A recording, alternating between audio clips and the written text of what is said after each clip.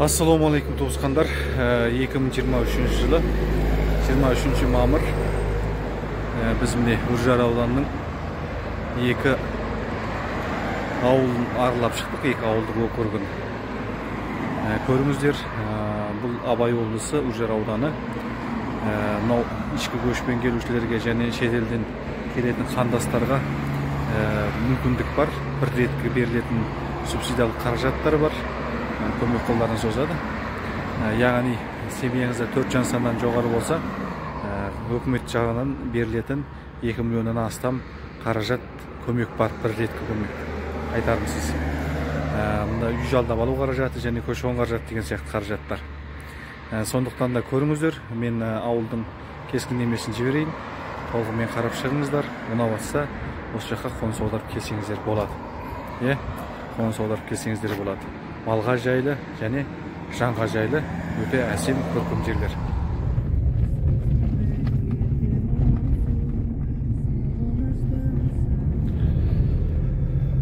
Міне 23 мамыр 2023 жыл біз Үржар ауданының, Абай облысы Үржар ауданының Барқытбел деген ауылына кетіп жатырмыз, ауылдық округке. Барқытбел ауылдық округі Үржар ауданының орталығынан Тарбағатай тауына қарай шыққандай екен. Сосын жолдап бара жатырмыз. Жол аспалайды.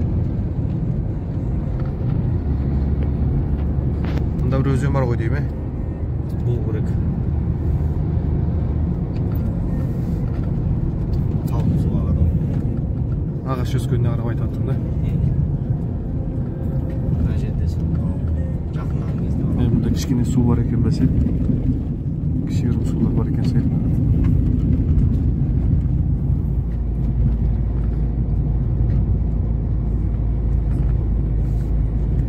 Барқытбел, Барқытбел, Барқытбел, Барқытбел.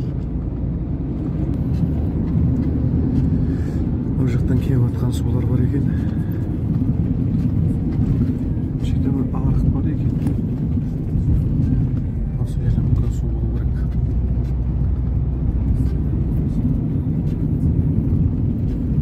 Тұр. Не, мүмкін өзім бар екен.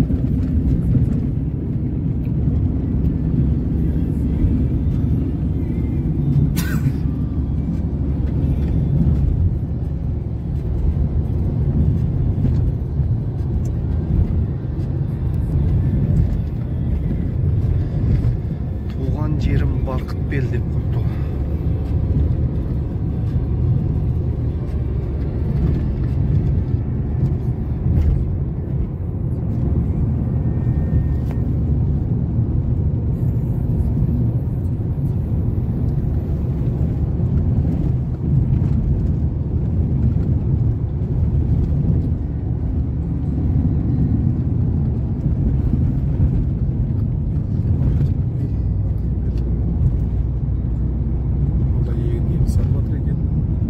қойыпты. Күздік қой деп.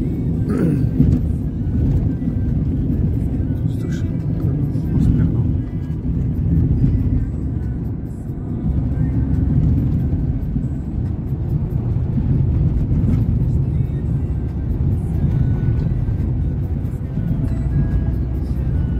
Мелкасым сайсының бәрі егіндік. Бидай, арпа, шемішке егіледі.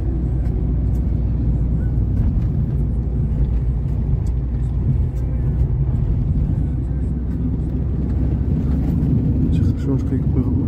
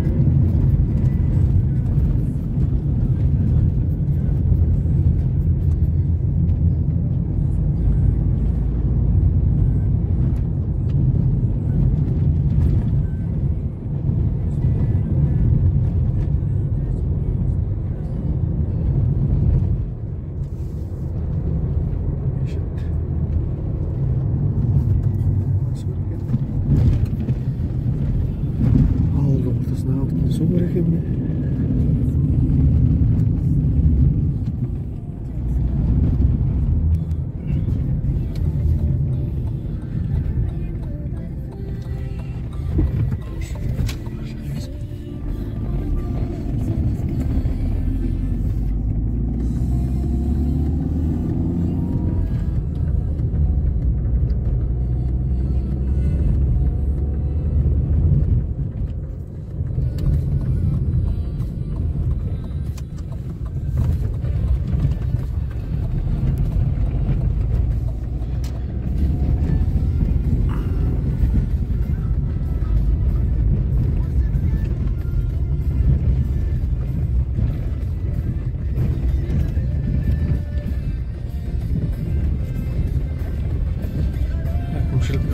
Mektab koy değil mi?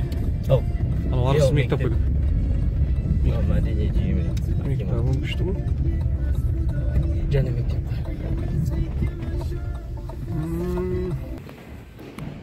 Әкімшіліктің екінші этажы. Табиғатыңыз деген масқара, әдемі екен.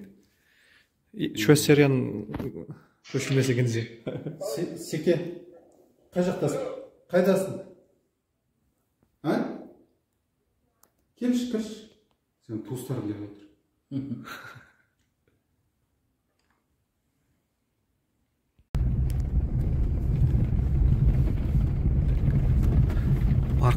Барқытбел ауылы.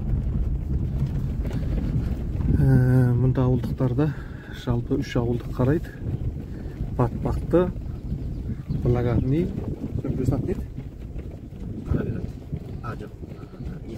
Некрасовка дейді 3 ауылдық. Жалпы негізі 65% басқа ұлттықтар тұрады екен.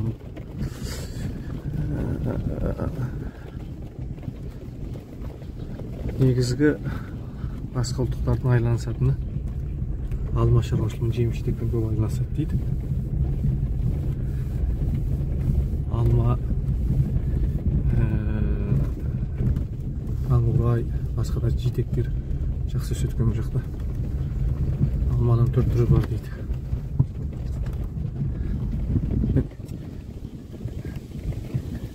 Әркімнің ағыротында алма деген жетерлік екен. Биыл алмалар түсіп кетпеп екен? Түспейді. Түспейді. Жазда жығылған. Алматы жақта өрік түсіп кетті? Алматыда. Сізде түсті ма? Жеті суда? Түсіп кетті, жеті суда. Өрік түсіп кетті ма? Алматы түсіп кетті. Алмада бітіп кетті ма? Иә, өрікті бағалды. Бұл жерде бір соққа тұрды қайда. Тотадан біреу тұр. Жоңышық екен. Осылай жоңышқаны егіп, шауып, негізгі шөпті осылай жақсы дайындап алады екен. Қыс деген енді 1,5 метрден жоғары қар түседі екен. Бұнда малыңыз қора қарып қалады екен. Қолға қанша қарайды екен? 4-5 ай қарай ма? Қай жаққа? Мен нағылғы біреудің немездігіп кеттім ғой деймін. Мына өзен не деген өзен екен? Атын сұрамады ғой? Таудан ағып.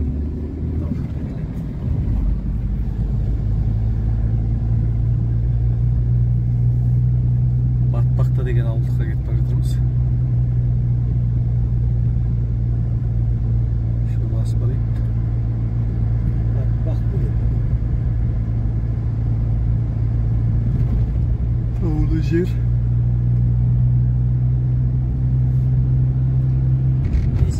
Жолда келіп жатырмын, тоқтап алайыншы, айтамын саған, Все. Анда бірінші бетінде тұр ғой, бір үлкен кісі неме Рабадада неме деп тұрады. Мақтанып деп.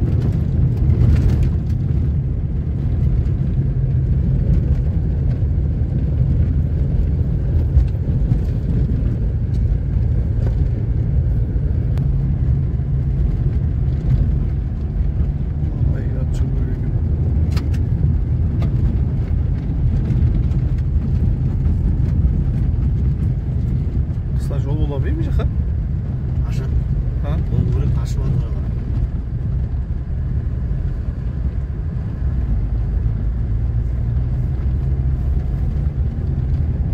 Бұл жақта кек көрмеппін, ашып керек.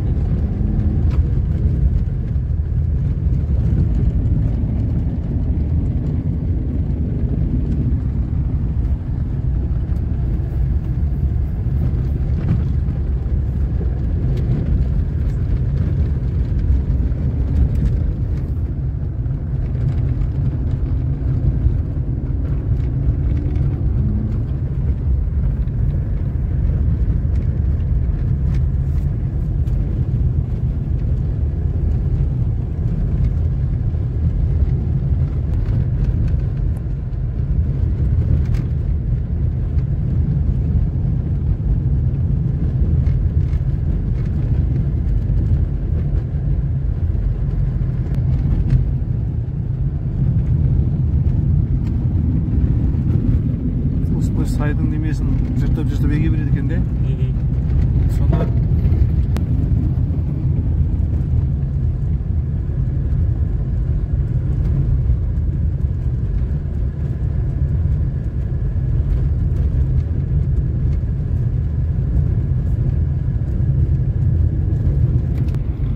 мына жақта бір үйлер отыр екен. Батпақ деген осы емес пе? Сайда әнжер мін жерде отырады екен. Осы екен батпақ.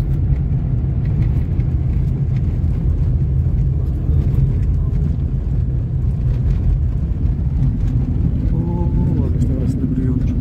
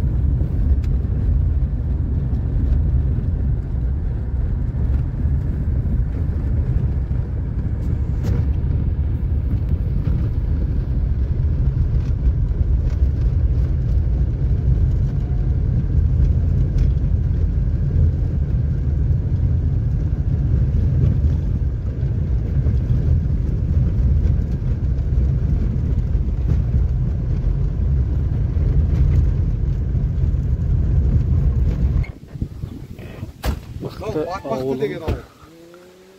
Мектеп екен мынау. 28 бала оқиды дедіңіз ғой бұл мектепте? Үлкен мектеп. Үлкен бала жоқ. 130 балаға арналған мектеп. Бұл мектепте бар жоғы 28 бала ғана оқиды екен. Мектеп деген көркем жерде орналасқан. Мектебіңізде қанша бала бар? Мектебіңізде неше бала бар? 20 бала. 1 мен 9-да 20, садикпен қоссақ 30. 30 бала садикпен бірге. 20 бала ғана ма? 9 жылдық мектеп бізде. 9-шы жылыңызда да қанша бала бар? Қанша оқушы? 9 сыныпта 4 бар. 1-ші сыныбыңызда? 1 сыныпта 4. Ебай. 4-тен 8. 4-тен 5-тен солай әрбір класстан. Онда ар жағыңыздағы 2-3 сыныптарыңызда бірден бала болды ма? Жоқ. Қалай 20 бала шығады енді? 20 бала шыққанда 1 сыныпта 4 бала. Иә. 2 сыныпта 2 бала. Иә. 5 сыныпта 3 бала. 2 мен 3 жоқ. 2 мен 3 жоқ, е? 2 мен 3 жоқ. Енді бала 5 сыныпта 3 бала, 6 сыныпта 3 бала, 7 сыныпта 4 бала. 8 сынып жоқ, 9 сынып 4 бала, сонымен 20 бала шығады. Садикте 10 бала, садик сонымен 30 бала шығады. Енді мектептарыңыз үлкен екен. Неше балаға арналып салынған? 94 отқа арналған негізі. 94 бала сияты мектепте. 94 бала, де? Негізі 94 отқа арналған.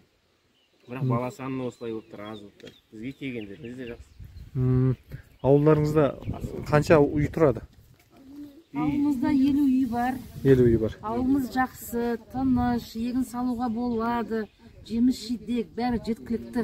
Халық жақсы. Алмұрт, малина, қарақат, бәрі бар. Алмұртта бар ма? Алмұрт бәрі өседі. Жеміс-жидектің бәрі өседі. Бақша салуға болады. Енді бос тұрған үйлеріңіз бар ма сатылуға? Бос тұрған үйлеріңіз? Үйлер бар. Бағасы неше тұрады? Енді ауылда баға қымбат емес қой. Неше енді бұл 500 мың енді әртүрлі баға енді. Керемет қымбат үй жоқ. 500 мыңнан жоғары қарай, е?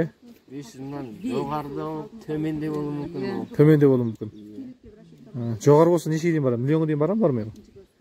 Енді бұл Ол сол сататын адамға байланысты ғой. ондай үй жоқ енді миллионға барады. Миллионға тататын үй жоқ. Енді ең биік бағасы 500 мың шығар. Төмен болса 300 мың, жоғары болса 800 мың деген дейсіз ғой. Дұрыс.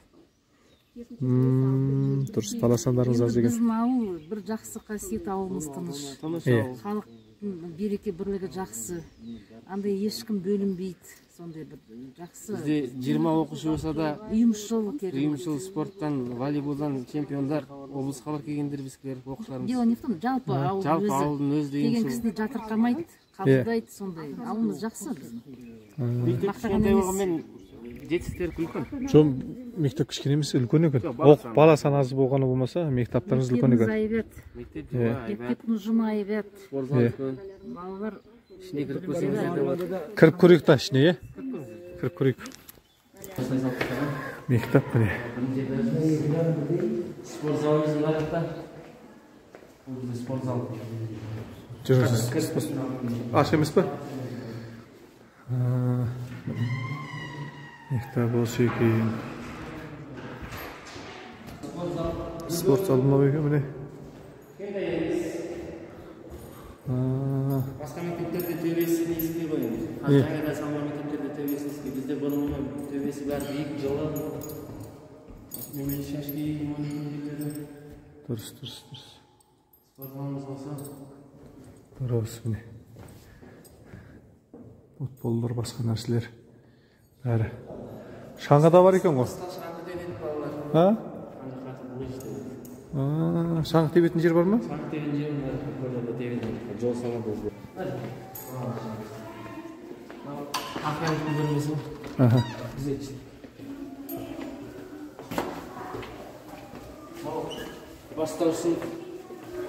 Бастаушын түкінің. Екі ақ бала оқисыңдар ма? 4 бала оқисыңдар ма? Ой, жарайсыңдар. Бала оқышы. Не бала оқышы? Оның үшін бүгін ақтақ алып жатыр. Саламатсыздар. Уағалайкум ассалам. Ой, азамат бұл міне. Ой, жігіттер міне. Не деген жақсы жігіттер. Қалың қалай, денсаулық жақсы ма? Ой, молодец. Бала бақшаның киімдерін оятын жерсің. Киім кешегін оятын жерсің. Мынау бастауыш сыныптың дәрет алатын жерлері, туалеттер. Бала бақшаның киім оятын жері. Көрпелері бар екен.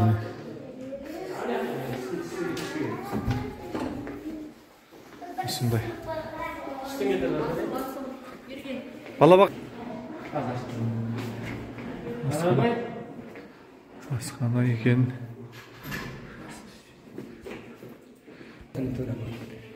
Міне, балалар тамақ ішетін жер екен. Тамақтар, шайларын дайындап қойыпты.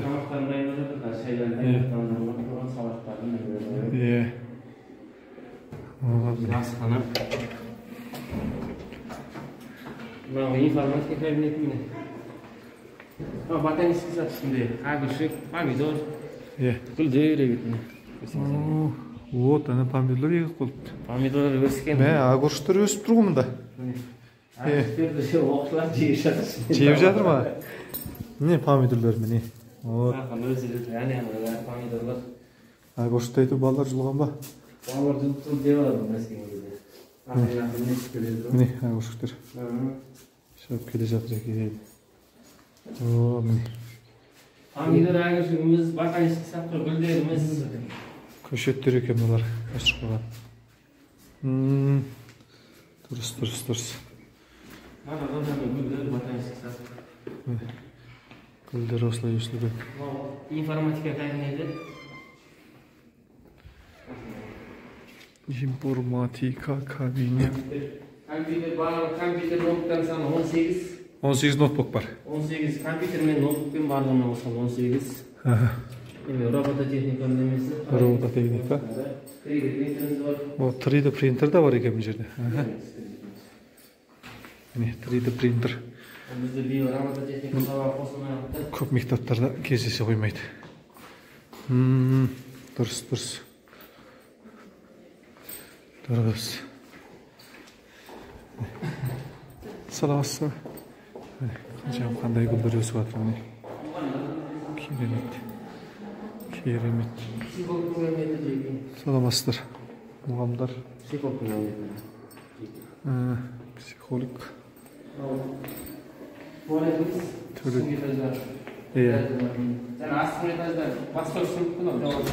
Iya. Tuvalet degan. Uyda o'tirib jasab qo'ygan.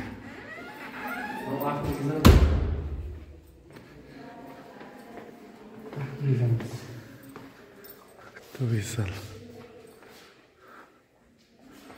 Так. Durs.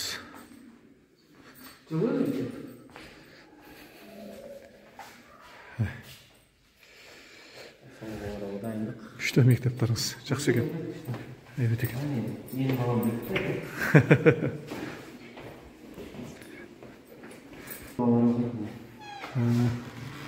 Assalamualaikum балдар. Қалдарыңыз қалай?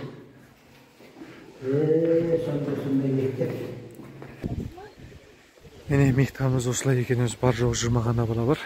Болмаса 90 қанша балаға арналып салынған мектеп дейді. 90 қанша емес, өзі 2010 болмаса 180 балада түсетін шығар. Ауылда орыс ұлты, неміс ұлты, болгарлар бар дейді. Бірақ олардың балалары қазақша оқиды дейді осында. Осындай мектеп екен, мектебі күшті. Міне осындай батпақты ауылы осындай екен. Маңайдан бәрі егін шаруашылығымен шұғылданады. Шөбегі болады. Сонымен бірге малды аса көп ұстай қоймайды екен. Мал аз ұсталынады екен. Жеміс жидекпен жақсы айланысады екен. Батпақты ауылы. Алманың түр-түрі, алмұрт, басқа да жидектер, әртүрлі жидектер өседі дейді. Яғни малина таңғы орайда литрін 1000 теңгеден сатылады дейді мысалға. Осындай таулы жер. Бұл жақта жер мәселесі қиындау екен. Көп егістікпен шұғылданғандықтан егістік жер жетіспейді дейді. Қазір жер жоқтың қатары дейді. Азын-аулық мал ұстасаңыз, ауылдың маңайында ұстауға болады екен. Солай. Осындай ауыл. Топырағы керемет. Жерлер егіп жатыр мысалы. Осындай. Көп бір үлкен егістік алаңдар жоқ екен. Негізі. Алтыдағы ең үлкен егістік алаң шығар көрмейміз. Сайдың ортасындағы 1 гектар жер болса да жерді бекіп тастаған жерлер бар екен. Мысалға. Мынандай сайдың саласындағы 1 гектар, 2 гектар жерді беге береді екен. Мынау енді бүгін көрген ең үлкен егістігіміз шығар. Жаққа дейін созылып жатқан. Қыратты егіп тастаған, егіле шығып алған.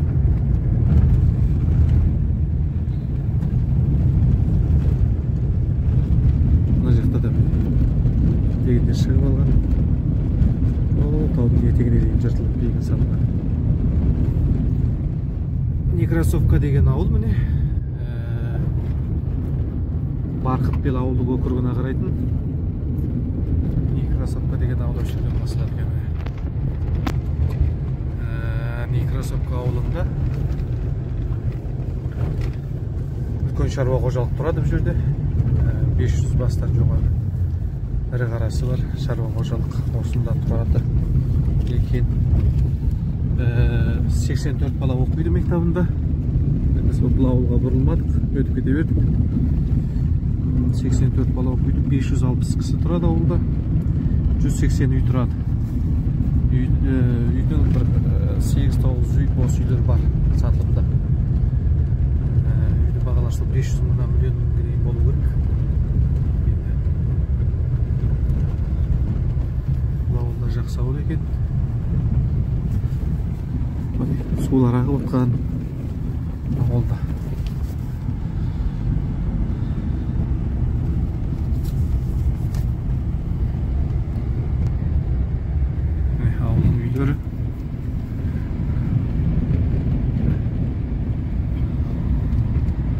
жалпы негіз жазғы жер емес, жазғы жер болмағандықтан арнайы бір қатар-қатармен орналасқан жағдай жоқ.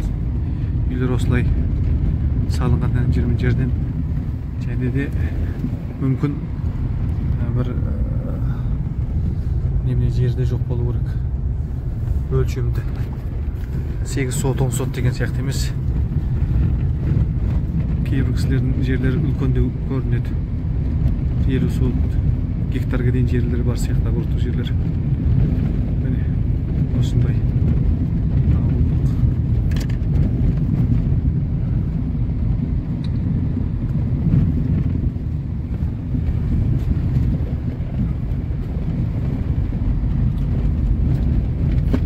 ауылдың үйлері.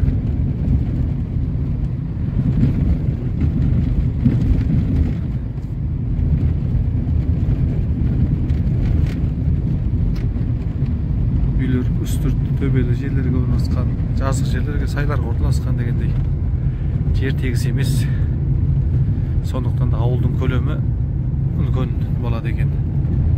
Ауылда үй саны аз, бірақ көлем үлкен болады екен. Біз енді бұл ауылға бұрылмадық. Біз ары қарай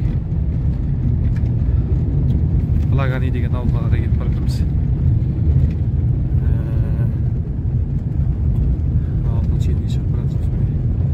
Негізі жеміс-жидек жақсы өседі.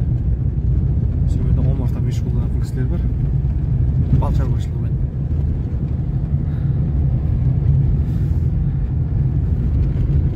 Мынау жерде қалған ескі кашарлар бар екен. Бұзылып қалған. Төбелер ашылып кеткен. Ескі қорлар бар екен.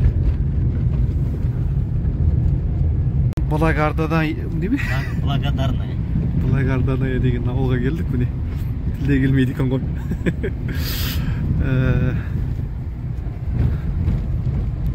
Бұл ауылда көп отбасы тұрады деген жоқ. Қанша бізге берген санағында 69 ғана үй бар деді. 190 ғана кісі бар деді. Ауылда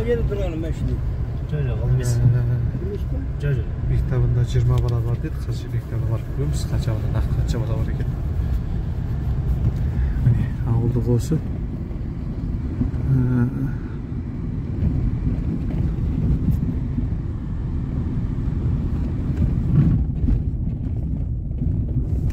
Бұл ауылдың үйлері аса жиі болып тұрған жоқ. Өйткені осындай бітік өскен ағаштар бар. Дегенмен біраз жазықта жерге орналасқан ауыл екен.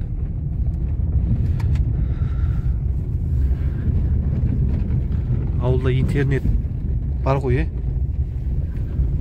интернет ұстай ма екен? Ұстай ма екен? Интернет ұстайды екен. Осылай ауыл.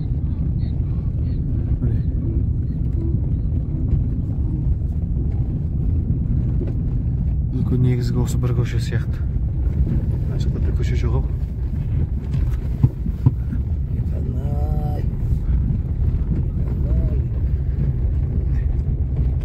Үй сатылады деп қойыпты мына жерде бір үйді.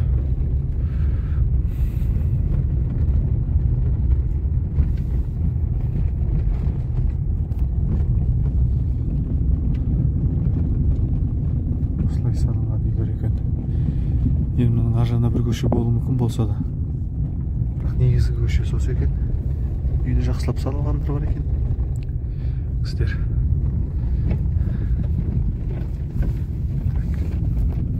Мектабы жақта. Суды бір жерден алады екен жүрде, қазір үйде су жоқ сияқты ғой. Сондай сияқты бір жерден суды алатын сияқты. Мектабы аяқ деген.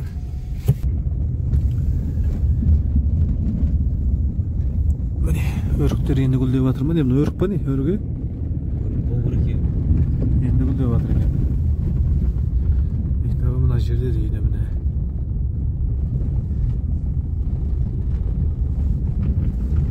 Мына болды ғой. Осы сияқты.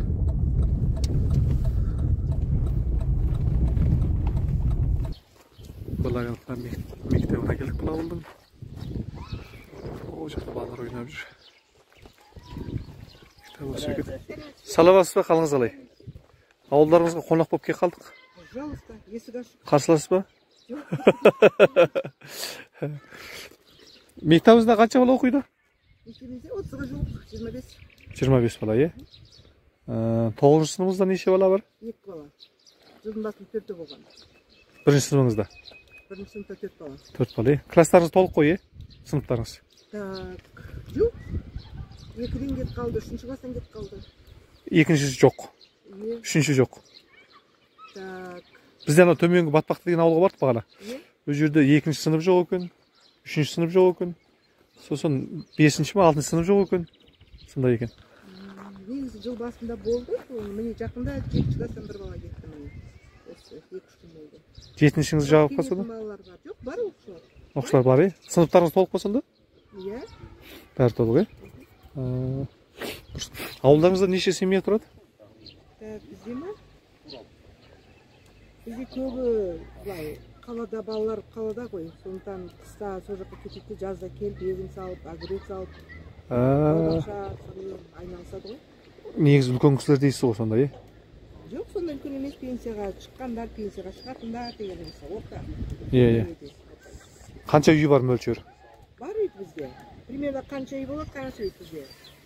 Bizde қазір Тұр үйлер, бос үй бар, 10 шақты үй бар бос. 10 шақты үй бос. үй ауыл дейді ме? 70 үй бар. Немен ауыл деп атайды? 7 үй тұрады, е? Благодатный дейді, бірақ керекті. Біразы босап қалды. Босап қалды. Күшті үйлер бар. 70 үйден босаған сонда 10 үй бос болғанда 60 қанша үй ғана бар? 60 қана үй бар деңіз, ше? 60 семья ғана бар. Так. Үйлеріңіздің бағасы неше тұрады? Енді өзіңіз қалай ойлайсыз ауылда? Бақа жоқ қой біздің ауылда. Енді қазір үй сатам деп тұрған кісілер неше сұрап тұр? Біз миллионға жоқ қой сол. Ары барса миллион. Ары барса миллион, е? Әйгер көрмесе соған дейін адамдар. 500-ден жоғарғы миллионға дейін, е? Үй сатамыз деп жазып қойыптан жерге. Мынандайды шабындық әкіммен сөйлесеміз, шабындықта. Ха, Кететін жер емес қой өзі. Табиғат тамаша, жастар жоқ. Кетіп қалаға. жеміс жидек қалай өседі? Бәрі бар ма? Алмұртта бар ма, алмұрт? Аха. Груша бар. Груша, е? Алманың түр түрі. Бәрі бар. Огурец А? шығады. Малина, қарақа. Бәрі. Ексең сол шығады ғой. Енді ана Су деген әлі сатылап жатыр, су деген. Малды қалай ұстайсыздар? Осыны ауылды ұсталына мал? Мал ауылда енді бақташылар бар, бойдақтардың бәрі малға қосамыз. Саулат сыйлатын арнайы бақташылар бар, сол кісілер бағады. Күнде табын қалып шығып тұрады, е? Қаншадан бағады олар кісілер? Ол кісілер қаншадан бағып жүрген? Кім? Табын қанша сіз бір сүйдің? Тағын 3 мың. 3 мың теңге бір сиыр. 2-2,5 болды. Білесіз ол Бұзаумен 3 мың ба? Жоқ, бір басыңыз 3 мың. Өз басы 3 мың теңге. мал бағуға да кісі керек. Андай бір жайлауға кетіп бағатын кісілер болады, олар қаншадан? Мына жерде үшінші деген жер бар, сол жерде мал бағады. Мына жерде бір Таудың бөктерінде көп қой. Айналайды мал баққан кісілер. Ол кісілер таудың іші қандай болады? Биік қойып, яғни құлама ғой, жеріміз жақсы, халқымыз да жақсы, қонақжай.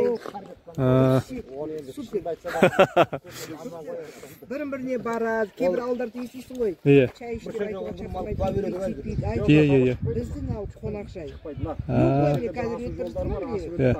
Қазір мен үйіме келді, чай қойып Иә. сол деп біздің ауыл керемет благодатный дейді, өзі аты благодать деген сөзден шыққан өзі. Не мағына білдіреді? Благодать деген бұрын кездерде қойған ғой енді. Қалай айтсам енді? Тамаша деген, керемет деген Бұрыжар ауданының барлық Сондай бола ма? өзіміз мына Теректі деген өзен, соның Теректі деп кеткен ғой, Теректі. Қазақша қазір бәрі Теректі дейді. Жалпы документ бойынша благодатный деген. Бұл жерде Мақаншыда благодарный деген жер бар, бірақ біздікі благодатный деген. Кейде біреулер шатасып жатады. Теректі деп аударбасыздар ма ауылдың атын? Теректі деп. Теректі ауыл деп, е? Жалпы документ бойынша благодатный деген. Енді басқа ұлттықтар бар ғой мұнда. Міне мына жерде күшті үй тұр. Не қарашырич, мына жерде ана Тоқтасов тәтенің үйі қандай күшті керемет, ескі алып семейін деген. Ана Қотарда ана Айтай Талғаттың үйі қандай керемет. Басқа ұлттықтар бар ма мұнда? Орыстар. Қанша пайыз бар мөлшер? Орыстар бар ғой. 20% бар. 20%. 5-6 үй қалды ғой. 5-6 үй ғана қалды. Мынандай үйлер қанша жатады? Миллион деп отырған ба? Миллиондар екен. Қоралар бар, е? Абдан да үлкен үй бар. Қоралар мен миллион, е? Мына Ана көшемен былай барасыз тоже. Жері де айналасыда. Есік алып цементтелген не тоқтасын апаның? Мына сатуға шығарып тұрған үй ма? Мынау да сатуға шығып тұрған. Енді квартирада тұрып жатыр бір. Көрсек бола ма? Сыртынан көріп шығайық, иә. Қандай екен көрейік. Үйде не бар, миллион деп тұрған үйде мысалы. Енді ана жерде енді ана.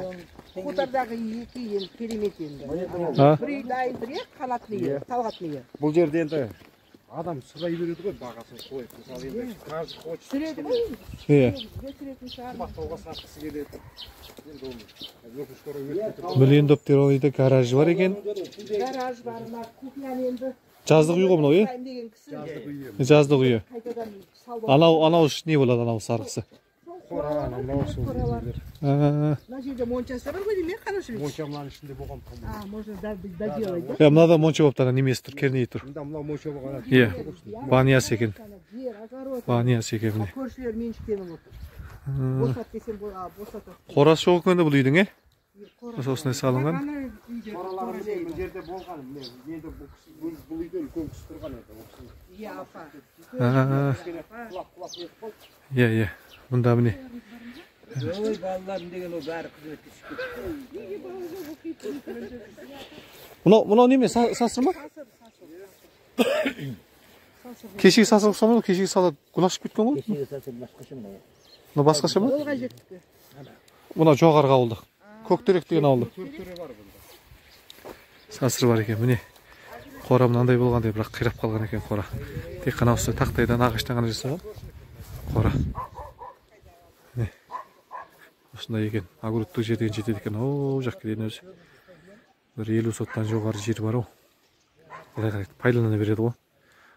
Ағаштың астына дейін қанша жер ашыласың, сонша жер пайдалана бересің дегендей.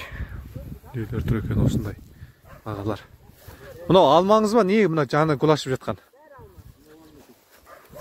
Алмалар енді гулашып жатыр ма сонда? Біз ол жардан қарағанда 15 күнде. Кеші болады, е? Алма мол түседі екен. Алма енді гулашып жатыр екен бұл жақта.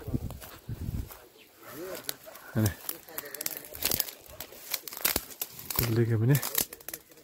Жаңадан гүлдеп жатыр екен. Бүгін деген 23 мамыр. Енді гүлдеп жатыр. Жақын алмалар көріңіздер ме? Жеміс-жидек өте жақсы өседі дейді. Бұларларда. Міне өйткені әр үйдің артында жеміс-жидек ағаштар тұр көріңіздер ме? Осындай нәрселер мысалы жақтан огурец деген егіп тастапты. Әне.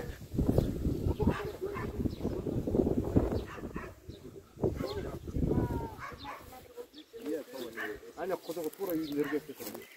Су деген. Қазір үйге кіріп қалғандар суды. Үйге. Көрші ауылда мысалы Некрасовка деген жер. Иә. Су жоқ. Бір 5-6 үйден кейін өсіп флягпен тасиды. А бізде каждый үйде су бар. А? Енді анау жерден көріп қалдық бір суды арнайы таза су беретін жер. Ол да бар. Бізде мұнда 5 метрға су шығады. Иә, қазір үйде скважина қазбаған дейсіз ғой. Иә. Автоматында қойып жатыр кісілер халыққа жетіп. Иә. Жақсы бәрі. Тұрғаннан кейін енді ауылда болса да айтып. Енді мына ауылдың шетінде артаман үйлер бар ма? Бар өлі павырықтан кейін де бар. О, артаман таудың сағасына қарай. Мысалы көп мал ұстауға дегенім ғой. Міне жерде міне. Міне пожалуйста бұлағырай. Міне және мына жерде бір үй тұр. Иә. Үлкен үй. немесе міне жоғарыда Жоғары жақта Иә. үйлер бар. Иә, мал ұстаймын сен, пожалуйста. Мысалы қанша малға дейін ұстауға болады? Мөлшері. Шамаға қарайсың ба? Енді мөлшері қанша ең көп болғанда қанша мал ұстауға мүмкіндік бар дегенім ғой. Бағана шеткі жерлерде. Шеткі жерлерде егерде жерге байланысты мысалы жер, жайылым жерлер алсаң, шабылық жерлер алсаң мысалы. Иә. Көшкендер босап жатыр ғой жерлер мысалы. Иә. Әкімдеріміз деді ма жер? 100 бас. Жер тапшы дейді. Жер тапшы бұл жақта дейді. 60-100 бас ұстауға болады. Енді соны ойлап жатқаным ғой, мына шеткер жер болса, сол шеткер жерде кашар жоқ болса, кашарын соғып алып, мал солай ұстауға. Егін жоқ жер бар ма? Бұл жақта да егін бар. Егін бар, енді бағады ғой кісі былай. Мына жақта егін бар, е? Әкімшілік шешіп береді ғой. Егер келемдеушілер болса, Иә. жердің мәселесін әкімшілік шешеді ғой, біз емес оны. Иә, иә. Бар жер. Дұрыс. Неге ол келем деген адамға неге? Иә. Бұл жақта қанша жерге дейін егін бар? Жетіп. Егін жете ма? Әдегі уақытында келіп, бала деп Бидай салады. бала керек.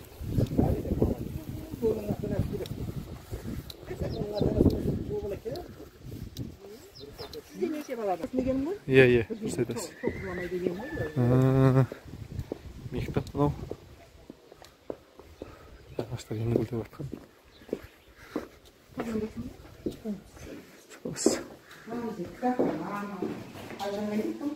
Туалет бәрі бар негізде. Қазір кішкене күн жылынғаннан кейін қыздардың туалеті бәрі ішінде бәрі жақсы. Қазір все условия балаларға. Күн жылы жасалған. Қазір күн жылғаннан кейін далада айту. сыртқа барады дейсіз ғой, иә? Балалар далада жүрген қазақ тілі әдебиеті, ағылшын кабинеті, информатика кабинеті. Саламатсыз ба? Қазақ тілі пәнінің мұғалімі, нағыз завхоз біздің. Информатика. Саламатсыз. Мына ноутбуктарыңызда неше ноутбуктарыңыз бар? Ноутбук бізде бар ғой? Бар. Ана жерде бесеу, ана жерде планшетпен 8 тұр еще. 8, иә? Информатика сол жерден алып, классқа барып пайдаланады.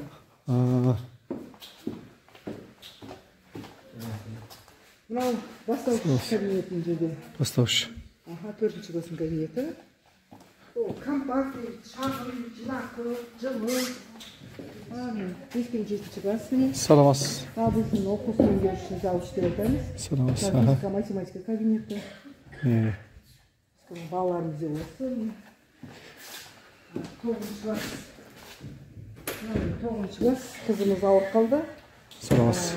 Ассалаумағалейкум. География мұғалімі бізде. Көрші ауылдан келдік. Осы жердің тумасы, осы жердің баласы, өзімнің оқушым. 1-ші класстың кабинеті мынау. Бұл жерде басында 6 оқушы болды, қазір 4 оқушы қалды. Азайып жатыр барған сайт. Мынаның бәрін жазда жөндейді. Иә. Бәрін жөндейді, нетеді. Өздері, классификатор өздері ақтайды.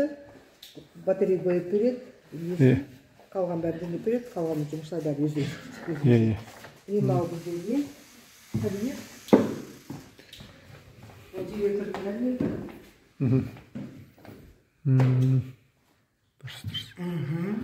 Учительский. Мұғалімдер бөлмесі. Мектебімізге дейін қанша балаға дейін сыяды, өлшемі қанша? Біздің балаға ма негізі? Қанша балаға арналған? 55 балаға арналған негізі. 11-ші сыныпқа дейін болмайды екен онда, иә? Бізге 9 жылдық. 9 жылдық қана. 11-ші жылдық мына ауылға балаға болды, мына ауылға, микросотқа қайдық. Бізге 9-ға дейін. Бірден 9-ға дейін келуге болады бізде. Иә, ол 61-ден аспаса. 61-ден аспаса 10-11 болмайды ғой.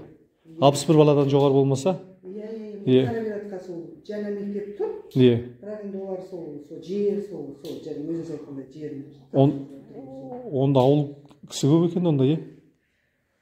11-ге дейін болса. Бізге қарағанда көп қой деймін. Сондай болу керек. 9 жылдық болады деп отыр. Өйткені 15 бала қалыпты оларда. Ха? 15 бала қалыпты деді енді. Енді көшіп келеді деп айтып жатыр ғой, енді әкімдер жұмыс жасап жатыр ғой. Иә. Әкімдер жұмыс жасап жатыр. Мына бізді ақтары зал. Қыздар, балалармен жазда далада жүрді, қыздар мына жерде концертімізді қоямыз. Но бір жақ спорт залы сияқты да бір жағы. Қыздар мына жерде балалар осы жерде ойнайды. Матрас бәрі бар осы жерде. Арнайы спорт зал жоқ қой, Арнайы спорт зал жоқ, негізінде қысқы неміз ой, жазық. Қыстық мынау и сцена болады, концертқа и бір жағынан неміз. Мұнда спорттан мұғалім сабақ беріп жатыр екен, иә? Иә, мұғалім сабақ беріп жатыр.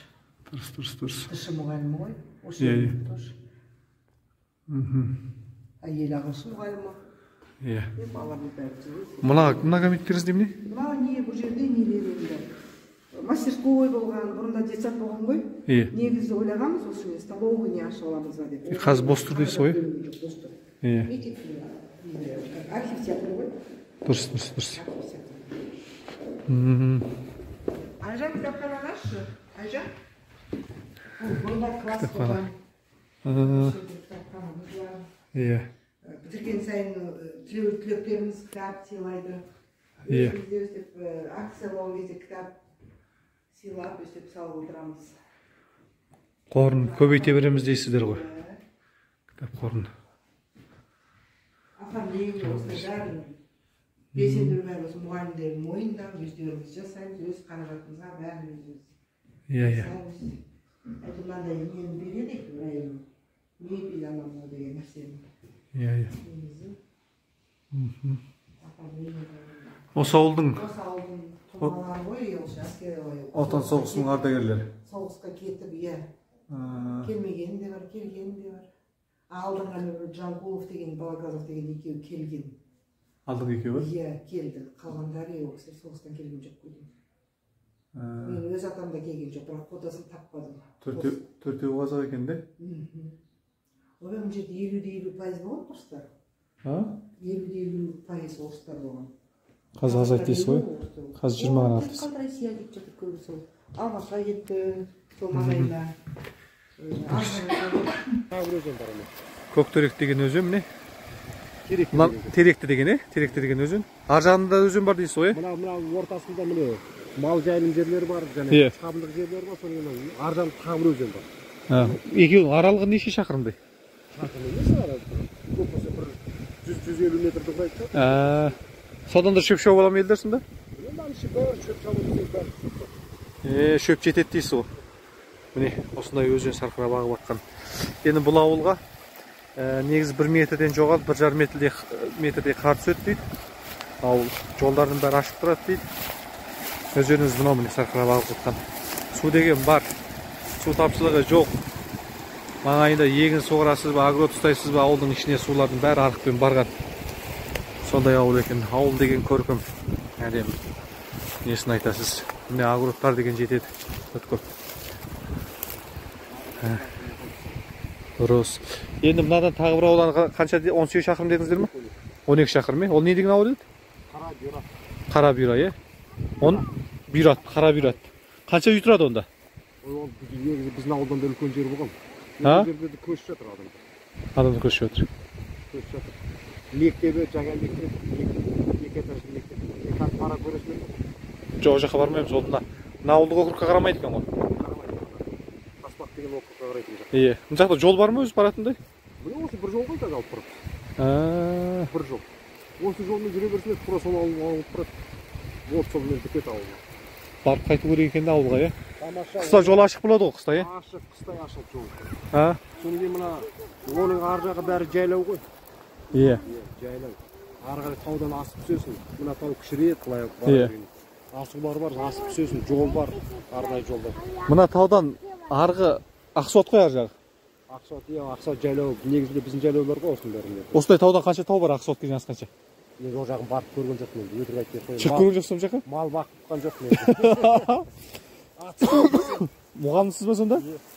Ат үстінде жүрсем айтар едім. Тек қана бала ғана оқыттым дейсіз ғой? Дұрыс. Мен берік жағына дейін барғанмын. Қарамоға жазыр деген жайлау бар. Шошқалы деген жер бар енді.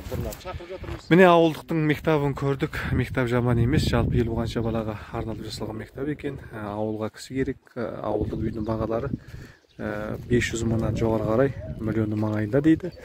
Мынау негізгі сол осы бір көше екен. Анау орталықта тек қана көлденен кеткен ғана бір көше ғана бар екен. Бар жоғы ауыл осылай екен. Мектабымыздың директоры. Аты жөніңіз кім болады сіздің? Асылхан қызы. Асылхан қызы. Гүлдан дейсіз ба? Гүлдан. Телефон нөміріңізді айтып кетсеңізші. Өзім сотовой. Сотковый телефон нөміріңізді. 775 775 8767. 8767 міне. Келем деген кісілер болса ауылға осы кісімен хабарлассаңыздар. Ауылдың үйлерінде көрсетіп, бәрін балаларыңызды мектепке қабылдау, бәрі жұмыстарын атқарысып жүреді. Ауыл өте көркем, жеміс-жидек жеткілікті ауыл. Хабарлассаңыздар осы кісіге міне.